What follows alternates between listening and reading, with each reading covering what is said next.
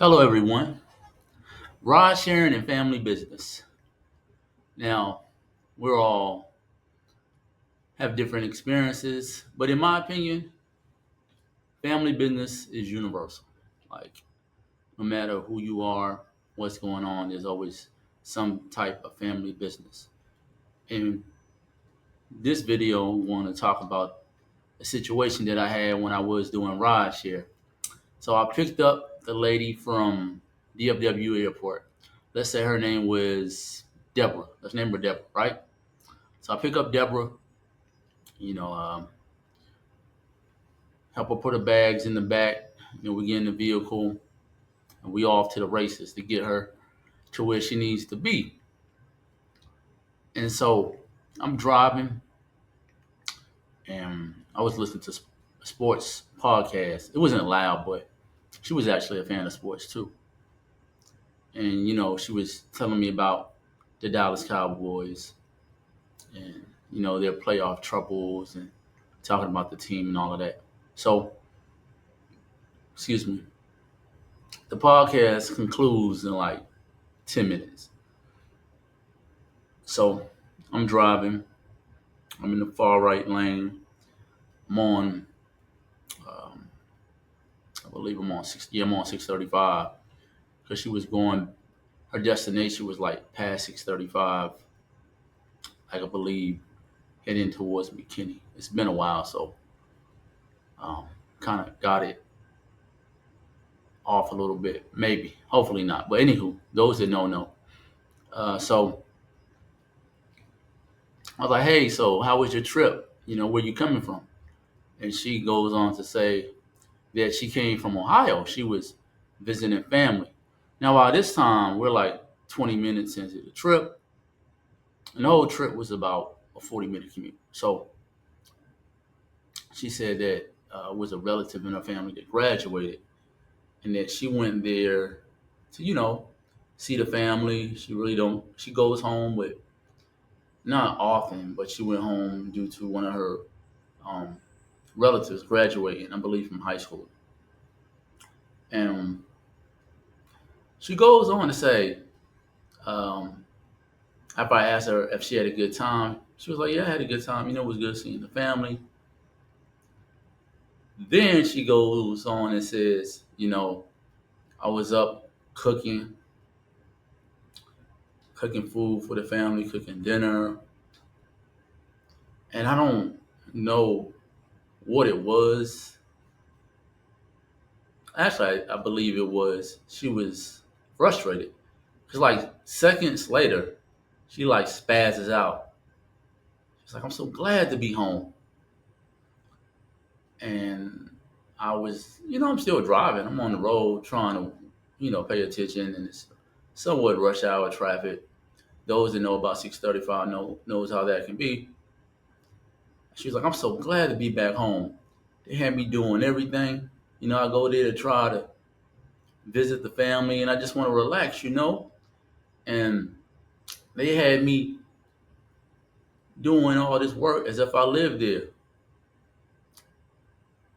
And she said to me, Do you understand?" I was thinking, heck no, I don't understand. But I was like, yeah, that can be taxing. I do understand that when you go somewhere and you want to get away, you don't mind helping, but you don't want to be doing all of the work, especially when you're not the parents. You just like a visitor. You just there for a moment in time. You just there for a moment in time. Like you're not there forever, 200 plus days out of the week. So I get it. So still in traffic. Now we're at like a standstill, and she's still going on about her family. She's like, it was just so much drama. It was a lot of yelling, a lot of cussing. And I will say, when she was explaining it to me, it sounded like Romulan behavior. And I just thought it was interesting. But it was no judgment because, again, there's drama in every family. Most families have more drama than TNT. Um, but that's besides the point. I'm still driving. And she must have felt that she was venting a lot, and she found herself saying, um, "I just need to get this out." And I was like, "Go ahead," because I like to learn, because maybe my family is like her family, and so on and so on. So she continues on the soliloquy saying how she just felt unappreciated. She was saying how she had to get back to work when she touched back down in DFW. And I was like, well, did you know you was going to have to do this before, you went up there to visit your family? And she was like, no. She was like, from what was told to her, all the cooking and the food prep and things would already be done. And I was like, aha, I would have been highly agitated because I was told one thing before I got on the plane, because she even confessed. If she knew that she had to do all that cooking, she probably would have just stayed home. She was saying how it's just her at home, so she would have just stayed home. She was talking about how her sisters and her brothers were getting on her nerves. And a part of me wanted to be sarcastic and be like, y'all should have boxed. But, it was bad time. I didn't want to be insensitive. So again, I'm still on the road now. We out of rush hour traffic. I'm in the middle lane, deep on Interstate 635, going up the ramp. And she was like, I'm just so exhausted. And I was like, well, the great thing is you made it home safe. You was able to spend some time with your family. You were able to see a relative graduate. That's a good accomplishment. And you no longer have to deal with the nonsense from your family. So she started laughing at the latter statement. But I was being sincere. She made it home. So by the time we get to her destination, she thanks me. She thanks me like, hey, I wanted to yell at all of my family when I was up there, but I held it in. And thank you for making me feel safe to share the intel with you. And I totally overstood. I even told her, I was like, hey, family gonna do what family do. And my suggestion to her in the future was just take a deep breath and don't worry about what you can't control. And that's why you visit family. That's one reason. She started laughing. She told me to have a good evening, and she tipped me. I still remember that tip. It was $30, and the ride there was like $30. So that was like a um, $60 opportunity, which I was grateful for. But yeah, ride sharing and family business, it goes hand in hand. Um, Another situation. This is when I initially started doing ride share. It was one of my first rides, and it was late night. I was driving like I was a veteran. It was late. When I say late, like 1:30 in the morning. So I go to pick up this client. Her name was Maria. So like I said, I have to listen because I'm driving. I'm responsible for everyone in the car. So I got to listen to know what's going on. And on this occasion, I was definitely listening. So she's on the phone in the back seat. She just cussing, like she cussing in half Spanish and half English. But the part she said in English, I understood quite well. She said she was talking to the father of her child, and she said, "You ain't."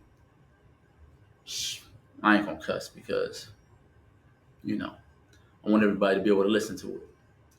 But yes, she was talking spicy to her baby fathers, and she was like, you're not gonna be able to see your kids. She was saying how he was weak for not, doing what he's supposed to be doing. Now, I wasn't biased. I was just driving, focused on the road. Because I don't, it's three sides to a story. So I don't, I mean, she could have just been fabricating. Or maybe if I would have spoke to him, I could have been like, man, what happened? But that was none of my business.